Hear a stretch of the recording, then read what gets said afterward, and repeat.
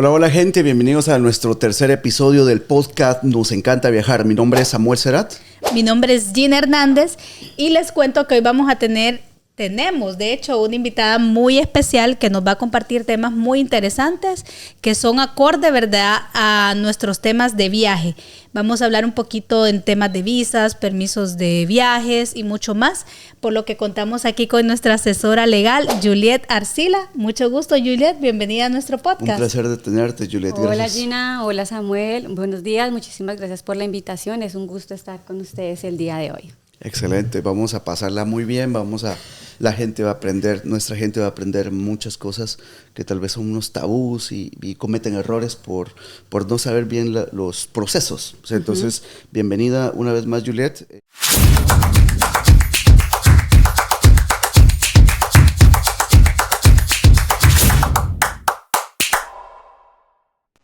Hablamos acerca de ciertos temas, no sé si legales, pero que tienen que ver con un proceso. Con permisos ingresos y todo de las personas que viajan, exacto, ¿verdad? El día de hoy vamos a tocar ese primer punto que es el parol.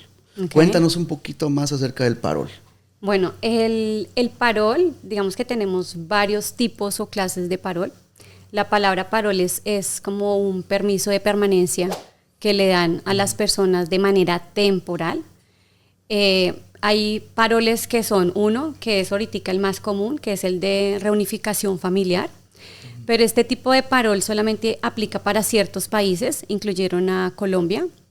Qué excelente. Pero este parol aplica para estas personas es cuando tienen una petición familiar aprobada y desde la parte de migración les envían una invitación a estas personas para que puedan, digamos, presentar otro formulario ante migración para obtener esta reunificación familiar. O sea que no es para todos. No es para todos. Tendrían que tener un familiar acá en Estados Unidos y hacer la solicitud para traerlos. Tener una petición aprobada. Ese es un tipo de parol reunificación familiar. Tenemos otro que aplica solamente para Venezuela, Nicaragua, para Haití y para Honduras. Son estas personas que también se les otorga este permiso de permanencia temporal. Deben de contar con un patrocinador acá en Estados Unidos, porque la persona que lo pide o es un residente, o es un ciudadano, o tiene un TPS, o tiene un DACA, o tiene un asilo aprobado, no sé si ya lo mencioné. Entonces, este patrocinador que está acá en Estados Unidos puede pedir a esas personas que se encuentran, obviamente, fuera de Estados Unidos. Excelente. En nuestra oficina llega mucha gente que del Salvador, mayormente, que tiene el parol. ¿Usted cómo viaja? ¿Viaja? ¿Dónde está su pasaporte? ¿Es americano, residente? Me dice, no, yo tengo el parol. Okay. Un permiso temporal. Temporal, sí. ¿Eso cuánto dura? Ese permiso temporal varía, aproximadamente puede durar entre 2 y 3 años, se puede renovar, pero todo depende de la situación migratoria que tenga esta persona. El parol, solo para un poquito en contexto, ¿el parol es lo mismo que el TPS? ¿O no? No es lo mismo porque el TPS es como una protección que le brindan, digamos, a las personas y no que puede lo salir con el solicitan. TPS. Exactamente. Okay. Posiblemente puedan llegar a salir siempre y cuando tengan un permiso. Y lo mismo pasa con las personas que tienen un parol. Tienen que solicitar un permiso justificable para poder salir de Estados Unidos e ingresar a su país de origen. El ejemplo más claro, ¿cuál es según tu experiencia? Digamos que tenemos personas que son de Venezuela, que tienen o cuentan con su parol, ¿verdad? Y solicitan, digamos, porque tienen a un familiar enfermo, un hijo, o su esposa, o su mamá. O sea, es como una situación que sea justificable para que puedan llegar a tener ese permiso de viaje. Y pues también para aclararles un poco otro tipo de parol, son el parol que le dan a las personas que desafortunadamente, digamos que tienen que cruzar por frontera. Entonces les dan ese parol para que ellos puedan llegar a solucionar posiblemente una situación. Entonces son diferentes tipos de parol, pero sí o sí es como una protección permanente que se les dan a las personas que ingresan a Estados Unidos. Qué excelente. Y tengo ahorita se me surgió una duda. Cuando normalmente en nuestra oficina siempre vienen casos de personas que pasan la frontera y les dice migración, compra tu boleto en estos momentos. Te vamos a dejar al aeropuerto, pero tienes que tener tu boleto inmediatamente, si no te quedas una semana más. Nos pasa muy seguido. Y tiene que ser en Y el tiene que ser en momento, el si no, momento. no pueden salir. Ese documento que les dan, ese es un parol también. Sí, es así. Ok, muy bien. Es así. Y con ese se puede movilizar el tiempo que ellos Que desean. tenga... Y pues que les hayan indicado, digamos, desde la parte de migración, cómo tienen que solucionar, digamos, su Porque situación. yo he visto documentos que dice válido por 1 año. Entonces hay personas que preguntan si con ese mismo documento pueden viajar a otro estado y andar. Sí. ¿Lo toman como turismo muchas veces o...? Digamos que no tanto como turismo, pero sí les permite viajar, digamos, como dice uno, vuelos nacionales, o sea, al interior de Estados Unidos, pero pues obviamente si tienen ese parol por 1 año y regresan a su país de origen, pues ya... Ya se acabó. Sí, ese no Exacto, es para ya no es internacional. Exactamente. Eso es como Ok. movilizarse Pero acá. hay otro parol que te sirve para salir y volver a entrar. Sí, pero ese es el que te menciono que debe contar con un permiso. Con permiso. El permiso de viaje. Y mucha de la gente tiene mucho miedo, aún teniendo el parol, Sí. tiene mucho miedo de salir y Porque no volver a entrar. sabemos si puede volver a ingresar. Exacto. Porque eso Pero es decisión. Es un digamos. riesgo. Es un riesgo. Y mayormente las personas buscan un vuelo directo, si te has dado cuenta. Correcto. Normalmente nuestros clientes son salvadoreños Y hay buscan vuelo un vuelo directo. Entonces no quieren hacer el boleto les cuesta 50% más barato con escala y no lo quieren usar porque Sí. Miami, Atlanta, Houston es un poquito así como que complicado de poder tal vez entrar. Entonces, Sí, y esa es la persona, digamos, que también con la que uno se encuentra en migración, ¿no? En los diferentes aeropuertos y es la persona que decide también. Puedes tener tu parol o puedes tener cualquier trámite que estés adelantando, pero ellos son los que te dicen si ingresas o no puedes ingresar. que ingresas. Todo Excelente. depende mucho, ¿verdad? Ya de migración. O sea, aún teniendo un permiso, es un riesgo. Podemos decirlo así. Ok, Juliet, una preguntita, ¿verdad? Muchas personas pues tenemos en general, muchas metas, ¿verdad? De venir a Estados Unidos, ya por diferentes motivos, sea turismo, sea venir a trabajar, o sea, hay diferentes tipos de visas, tengo entendido. ¿Nos puedes contar un poquito de los diferentes tipos de visas, digamos, que podría aplicar, tal vez, ¿verdad? Hablando nuestra gente centroamericana, sudamericana, gente que quisiera venir para acá. Sí, ahorita nuestra oficina de DAPA Multiservices, porque también no mencioné, si soy paralegal y trabajo para DAPA. Nosotros ahorita estamos adelantando mucho el tema de las visas de certificación laboral.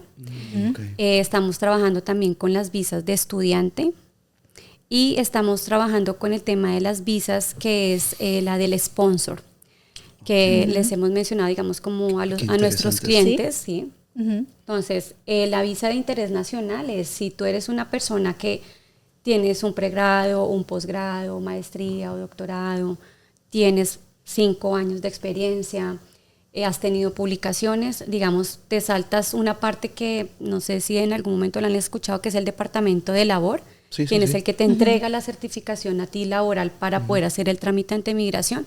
Entonces, como estás un poco calificado, digamos, en estos aspectos, puedes obtener la residencia y muy posiblemente la ciudadanía.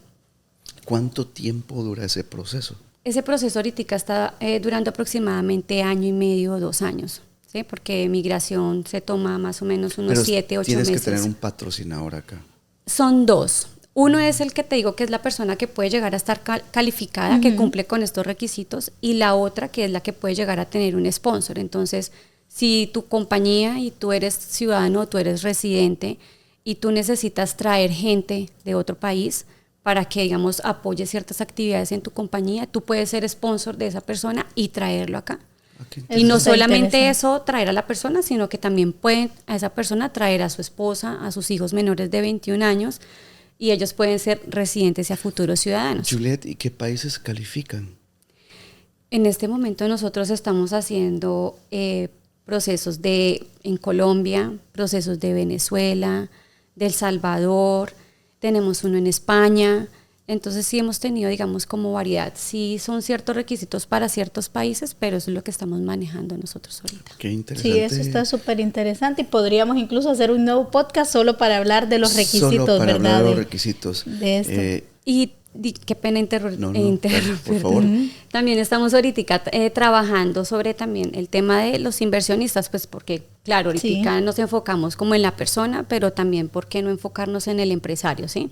Entonces estamos trabajando ahorita con las personas que quieren venir a invertir o que quieren venir y registrar sus compañías, generar más emprendimientos, generar mayor economía. Entonces también estamos como trabajando no solamente con la persona, sino también con los empresarios. Pero qué interesante eso, porque normalmente cuando se escucha o se habla de inversiones es fuera de Estados Unidos, no tanto de allá para acá, de Centroamérica, Sudamérica. ¿Hay algún límite, por ejemplo, en efectivo, dinero o la cantidad que para poder aplicar a una visa de inversionista? Sí, sí hay un límite y digamos que como te lo mencionaba, digamos hay ciertos tipos de visas de inversionista con ciertos montos, digamos como dependiendo diferentes. del tipo de negocio y todo. Exactamente, pero no quiere decir que tú como persona puedas llegar acá, registrar una compañía, invertir acá directamente, digamos como en un proyecto que pues que a corto, mediano y largo plazo vaya a funcionar.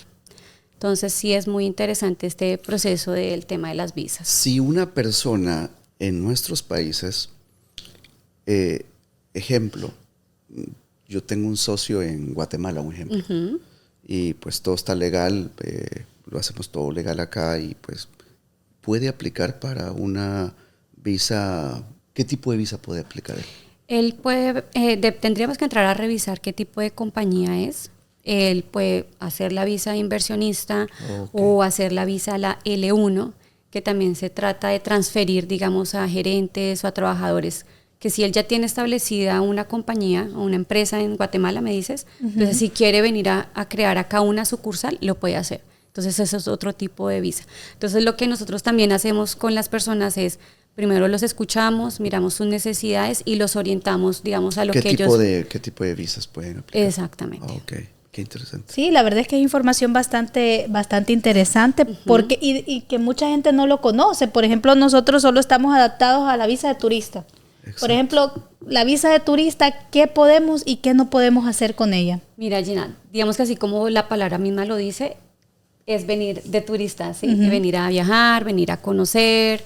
Tú con la visa de turista no puedes, digamos, como trabajar. Entonces sí es como un poco más restrictiva. Pues vienes es de turismo. Sí, fíjate que siempre tenemos esta consulta de nuestros clientes. Usualmente, y como lo hemos platicado en otros podcasts y te lo comentábamos fuera de cámara, la gente pregunta cuánto tiempo, o sea, cuánto es lo recomendable estar con su visa de turista. Sabemos que, entre comillas, es 6 meses, entre comillas, pero ahora ya como no se sella el pasaporte y todo eso, entonces la gente está en la duda, pero ¿cuánto es lo recomendable? Si, por ejemplo, me dieran aprobado 6 meses. Lo recomendable es no quedarse, obviamente, más de los 6 meses, porque pues ya cambiaría. Pero si me voy al 5.º mes, el día 29, un día antes, o sea, ¿me podría afectar en un futuro ingreso? No te puede afectar y digamos que ahí nos toca, digamos, expedir o solicitar la I-94. Ahí la I-94 te dice hasta cuándo es el último día que tú tienes el permiso o la estadía de estar acá. Entonces sí es importante porque sí, efectivamente los pasaportes ya no los están sellando, pero pues también es algo recomendable que si tú estás haciendo un proyecto o un plan de viaje, digamos, para venir de turista, pues sabes desde qué día ingresas y qué día termina, digamos, como tu viaje, que posiblemente te enfermes o pase algo, pero pues siempre tener en cuenta la fecha de la I-94.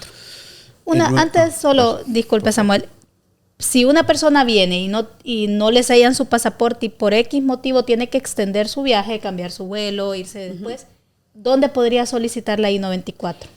Tú en el Departamento de Estado, tú googleas I-94 y ahí automáticamente te sale. Perfecto. Excelente.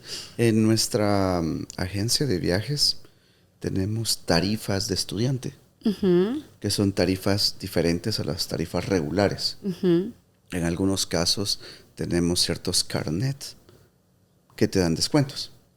Cuéntanos un poquito acerca de las visas de estudiante. Bueno, de las visas de estudiante, nosotros manejamos unas para, digamos, las personas que quieren venir a estudiar inglés. Entonces, pues la persona, digamos, que tiene que hacer, digamos, primero como una preparación o digamos, preparación técnica, decimos nosotros, es qué instituto quiere venir a estudiar inglés, o si quiere venir a estudiar en un college, o si quiere venir a estudiar, digamos, en una universidad. Obviamente no solamente tiene que ser el tema del inglés, porque tú puedes venir a estudiar acá una carrera universitaria, o como yo digo, digamos, un técnico, ¿sí? Entonces, se prepara la persona, nosotros les ayudamos, digamos, a ubicar estos o institutos para el tema, digamos, que puedan llegar a estudiar inglés o también en una universidad o en un college. Entonces los ayudamos, digamos, como también para la preparación de la entrevista. Ellos tienen, digamos, que venir, pagar, no sé si han escuchado el tema del SEVIS, que es como un formulario que digamos que tienen que pagar, que es como un seguro, que es el que el estudiante garantiza, digamos, de que efectivamente va a venir a estudiar y no va y todo eso lo pagan desde el país donde todo lo pagan ¿Y aplica para cualquier país? ¿O? Sí, no, eso no tiene restricción o límites, no. ¿Y edad, por ejemplo, límite en edad? No hay ningún límite porque tenemos estudiantes que tienen 16, 17 años y ya arrancan su vida universitaria o su técnico o su curso de inglés. Entonces no hay un límite que te digan, no, es que tienes que tener 17 años, no. O mayor, por ejemplo, una persona mayor, 40 años por así decirlo, ¿podría aplicar como para estudiante o ya no? Claro que sí, e inclusive las personas que vienen, digamos, como principal, como estudiantes, pueden sacar la visa, digamos, como para la esposa, como acompañante.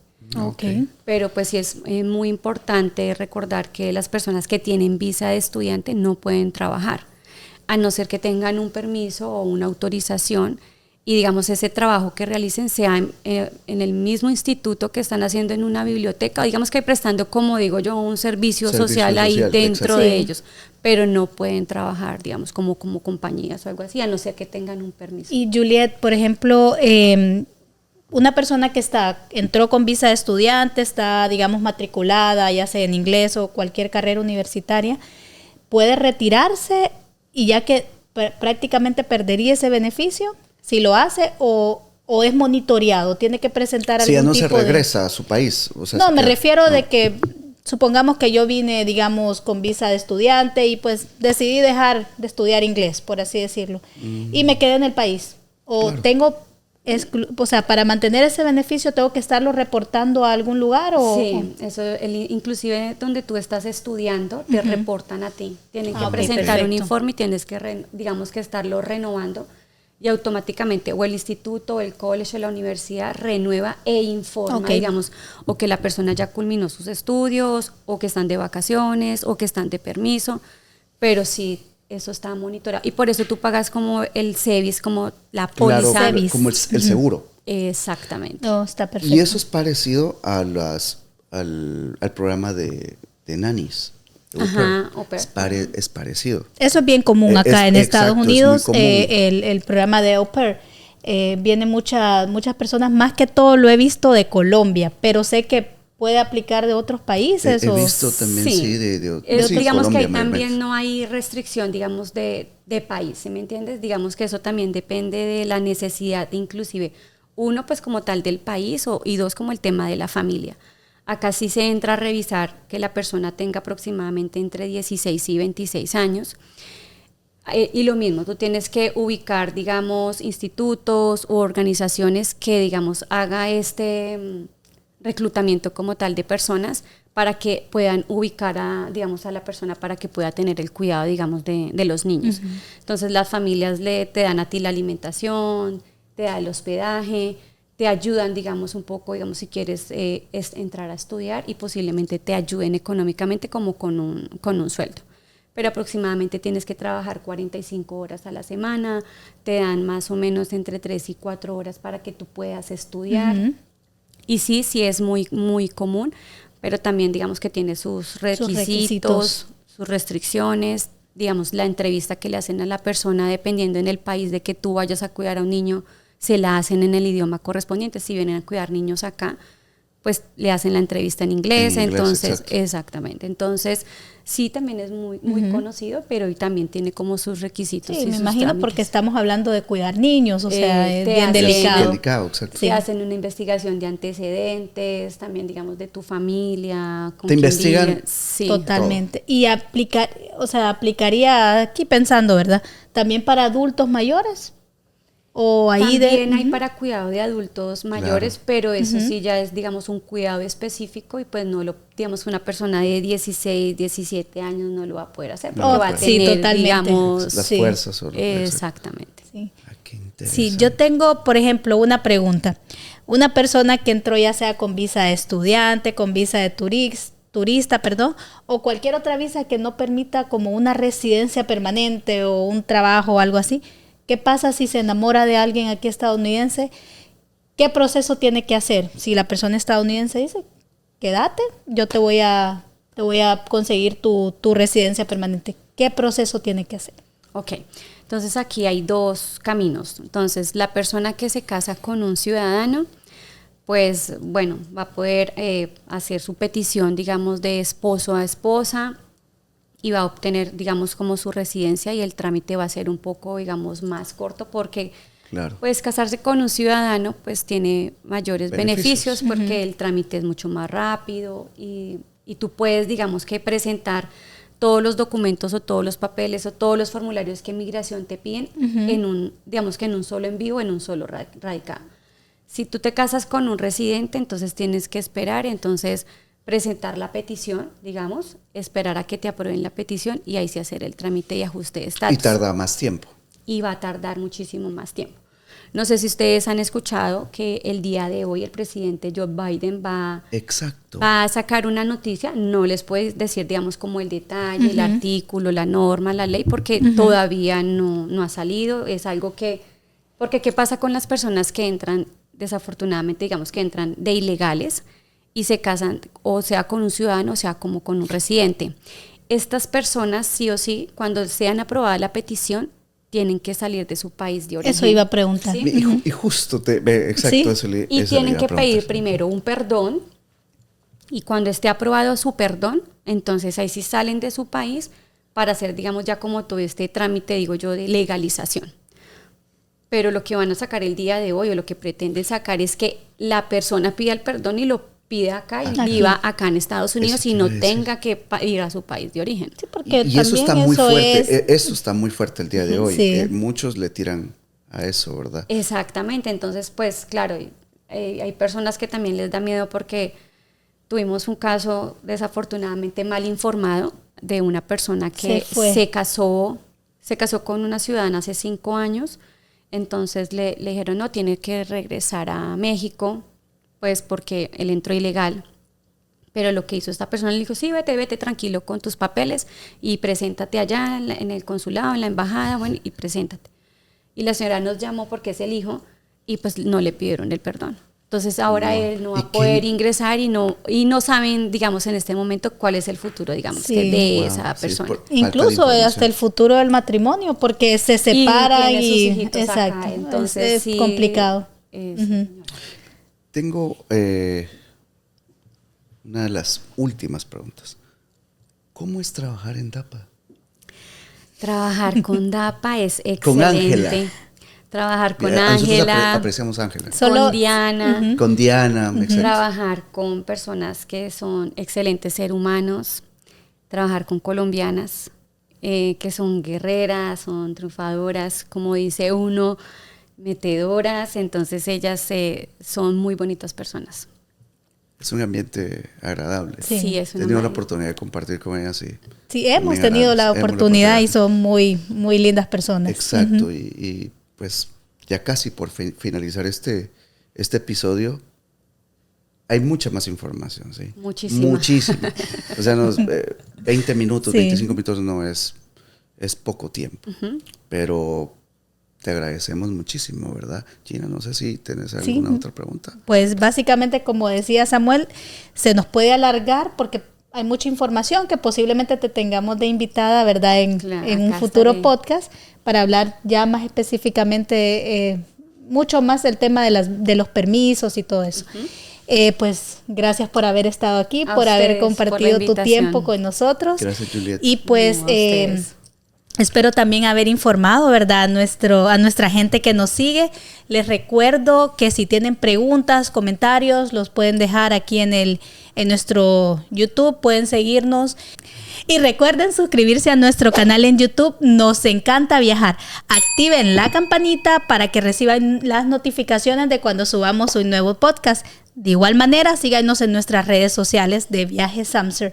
Y recuerden, nos encanta viajar.